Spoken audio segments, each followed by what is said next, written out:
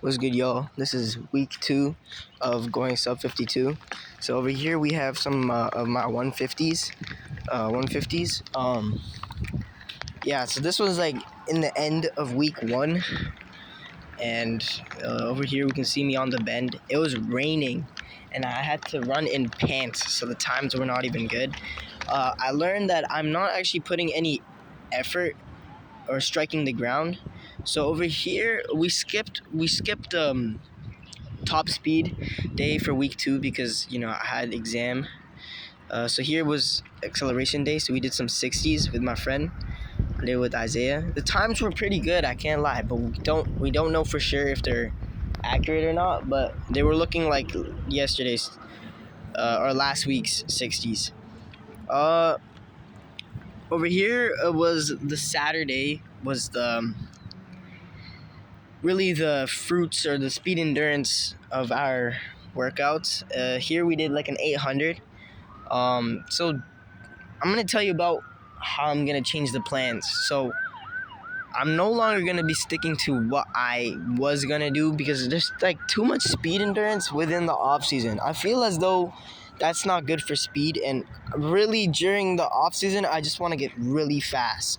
So I've been listening to Coach Tony at Feed the Cats for a while, and he's either been brainwashing me or I've already been brainwashed. He is teaching me how to actually get faster, and it actually makes sense. It's like with other ways, like speed endurance isn't actually being fast, but speed endurance isn't about being fast. Speed endurance is about maintaining speed. But if you have no speed, then it's just endurance. It's not speed endurance. So I actually have no speed. If we're looking at my 10-meter flies, my 30-meter flies, they're all really, really bad. If you're looking at them, I'd be running about a 13-second 100, which is how I've already ran it. I'm too slow to be doing speed endurance. Speed endurance is not my main focus.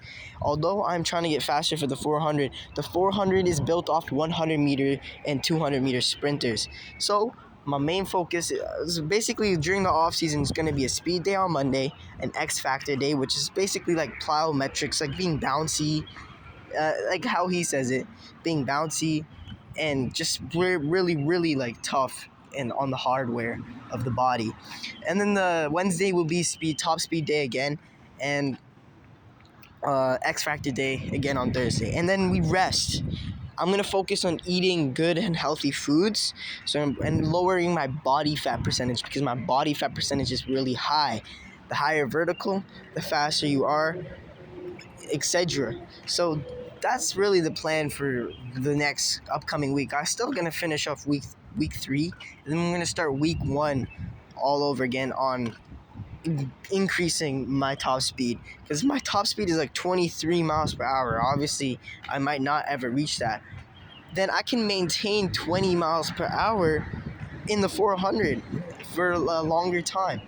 So that's really the science behind it, and I really agree with Feed the Cats and how he's been advocating for his program, and I'm gonna implement 100% all of Feed the Cats. No more speed endurance, none of that nonsense that we gotta run long distance. No, I'm gonna be training for the 100, the 200, and the 400. I'm gonna be training for all 3 of those events because all 3 of those events are speed based.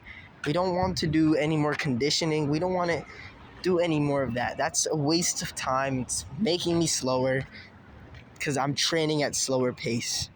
And you can see it in my 800.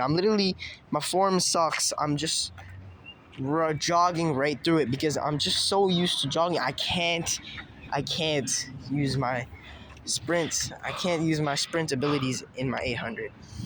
So over here we have some stuff from that I've learned from Tony, Coach Tony, and these are like the big splits. So this is what we would typically see on X Factor Day.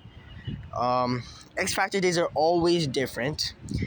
They teach the body. They don't, and they repair the body. They teach the body, and it's really just the main programming of the body and sprint mechanics. It's really the behind the scenes of when you're sprinting. Yeah, that's pretty much it. Now, that's how I'm gonna be changing the program. Uh, in terms of speed, we're not seeing too much progress, but it's only been like what 2 weeks, and I still have yet to do the 60-meter sprints. For this week, we're gonna ignore the speed endurance because we know speed endurance is bad for speed, and then after the next week, then we'll just start doing our speed workouts. All right.